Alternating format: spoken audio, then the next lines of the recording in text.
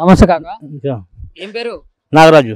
మనకి గల్లీలో ఏదైనా కానీ ఎవరు రాని పర్వాలేదు, కాంగ్రెస్ రాని ఏదైనా కానీ బీజేపీ రాని, మన గల్లీలో లైట్లు ఒకసారి వస్తుంది పోతుంది రాత్రికి. నల్లలు లేదు, మోరీలు లేదు. మనకు మొత్తం గల్లీ ఒక అడవిలో ఉంటే ఎట్లా ఉంటాం, అడవి లెక్క అయిపోయింది గల్లీ. ఇది అడవి లెక్క గల్లీ అయిపోయింది. దోమలు కలుస్తుంది, అది కలుస్తుంది. ఇలా వచ్చేది చూస్తుంది ఎవరు లేరు ఇక్కడ ఈ గల్లీకి, సంతోష్ నగర్ గల్లీకి. మరి మొన్నటిదాకా మరి కేసీఆర్ ప్రభుత్వం ఉంది కదా, మరి కేసీఆర్ ప్రభుత్వంలో అధికారులు కానీ లేకుండా వాళ్ళు ఎవరికి చెప్పలేదా? పార్టీ ఉండని మనకు సంబంధం లేదు, ఏ పార్టీ ఉన్న మనకు సంబంధం లేదు. ఏ పార్టీ కానీ వచ్చి మనకు చేయాలి పని. ఇది మీకు ఈ సమస్యలు ఉన్నాయని ఎవరు చెప్పారు? చేస్తేనే ఓటేస్తాం. అప్పుడు దాకా మీకు ఈ సమస్యలు ఉన్నాయని ఎవరు దృష్టికి తీసుకుపోయారు ఇప్పటి వరకు? బీజేపీ వస్తుంది, అందరు వస్తుండ్రు. ఏ పార్టీకి నచ్చినా ఆ పార్టీకి వేస్తాం మనం. మనకి పని కావాలి, గల్లీలో పని కావాలి. ఇది నల్ల లేదు, మోరీలు లేదు, ఏం లేదు. వెనక చూస్తే అడవి లెక్క ఉన్నది అంతే. మనకి ఇంకా ఏం లేదు, పింఛన్ లేదు ఇంకా. మరి ఇప్పుడు బీఆర్ఎస్ నుంచి బాజిరెడ్డి గోవర్ధన్ తెలుసా నీకు?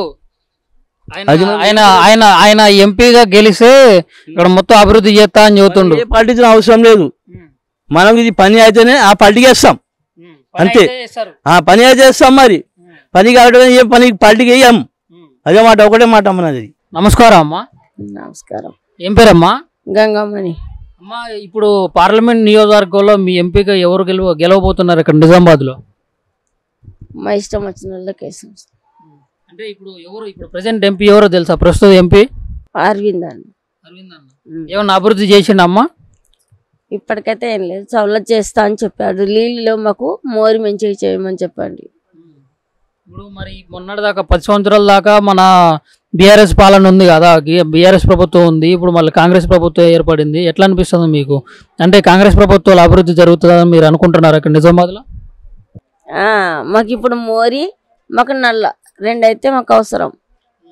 మాకు లేదు, ఇగో ఇట్లా పరిస్థితి ఉంది. మాది రేకుల ఇండ్లు, మాకు నీళ్ళు లేవు.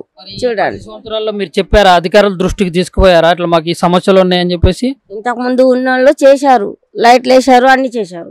ఇప్పుడు ఈ వచ్చిన నుంచి ఏం లేదు. ఇప్పుడు ఈయన వచ్చిండా చేస్తాడా దేవుడికి గుర్తు. మేమైతే వేస్తున్నాం ఆయనకే ఓటు. మాకు రేకుల ఇండ్లు ఉన్నాయి, మాకు అన్ని ఇట్లా సవలత్ లేదు, మోరీ లేదు. మాకు కరెంటు మంచిగా, నల్లలు నీళ్ళు అన్ని మొత్తం సవలత్ కావాలి.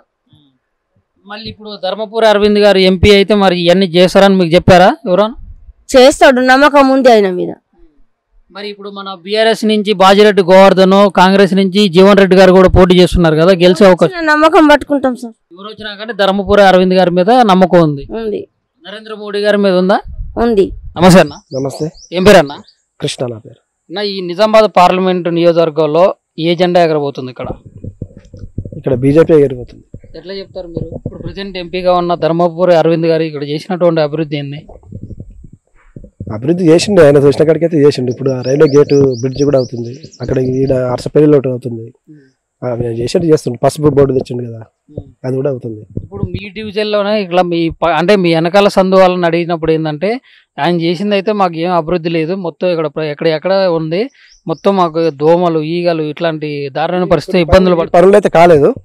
ఈసారి గెలిస్తే అయితే కావచ్చు ఇవన్నీ కూడా. కానీ ఇప్పుడు మాత్రం చూడండి ఇట్లా పరిస్థితి ఘోరంగా ఉన్నది. ఇప్పుడు నేను 20 సంవత్సరాల నుంచి ఉంటున్నా, ఇదే దోమలు, ఈగలు, చెత్త చెదారము, మొత్తం అంత పందులు అవి వచ్చి మొత్తం గలీజ్ చేస్తూ ఉంటాయి. అంటే ఇప్పుడు చాలా ఇబ్బంది. ఇక్కడ ఎమ్మెల్యే కూడా బీజేపీ ఎమ్మెల్యేనే ఉన్నారు. ఇప్పుడు మళ్ళీ కూడా బీజేపీ అభ్యర్థి ధర్మపురి అరవింద్ గారు గెలవాలని చెప్పేసి మీరు కోరుతున్నారు. అయితే ఇప్పుడు ధర్మపురి అరవింద్ గారు గెలిస్తేనే ఇవన్నీ అయితే, లేకుంటే మన బీఆర్ఎస్ నుంచి బాజిరెడ్డి గోవర్ధన్ రెడ్డి గారు పోటీ చేస్తున్నారు, ఇటువైపు చూసుకున్నట్లయితే కాంగ్రెస్ నుంచి జీవన్ రెడ్డి గారు పోటీ చేస్తున్నారు. వీళ్ళల్లో ఇంకెవరైనా వస్తే ఈ అభివృద్ధి అంతా చేసే అవకాశం ఉందా? వచ్చినా మనకు అంత పెద్ద ఫరక్ ఏం పడదు. కానీ ఈ కాలువలు, ఈ ఇండ్లకి ఇట్లా చెత్త చెదారం అవన్నీ కొంచెం తీసేసుకుంటా కొంచెం మంచిగా ఉంటే బాగుంటుంది. మాకేంటంటే సెంటర్ నుంచి, నిజామాబాద్ సెంటర్ నుంచి ఎన్ని కిలోమీటర్లు ఉంటుంది? బస్ స్టాండ్ నుంచి ఎన్ని కిలోమీటర్లు ఉంటుంది? బస్ స్టాండ్ నుంచి ఒక 2 కిలోమీటర్ దూరం ఉంటుంది. మళ్ళీ వచ్చేసి ఇక్కడ పక్కనే ఉన్నది మెయిన్ రోడ్. మనకు మెయిన్ రోడ్ నుంచి 100 మీటర్లు 150 మీటర్లు ఉంటుంది అంతే. ఇది పరిస్థితి. మా గల్లీకి ఇంతవరకు రోడ్ లేదు, లైట్లు కూడా సరిగ్గా రావు, ఆ కాలువలకు మోరీలు గిట్ల లేవు, మొత్తం నల్లలు లేవు. సగం ఇళ్ళలో కూడా అసలు ఇళ్ళలో కొన్ని కూడా లేవు. మస్తు ఘోరమైన పరిస్థితి ఉంటుంది గత 10 సంవత్సరాలు మీరు బీఆర్ఎస్ పాలన చూశారు కదా, ఇప్పుడు మళ్ళీ కాంగ్రెస్ ప్రభుత్వం ఏర్పడింది, మీకు ఎట్లా అనిపిస్తుంది?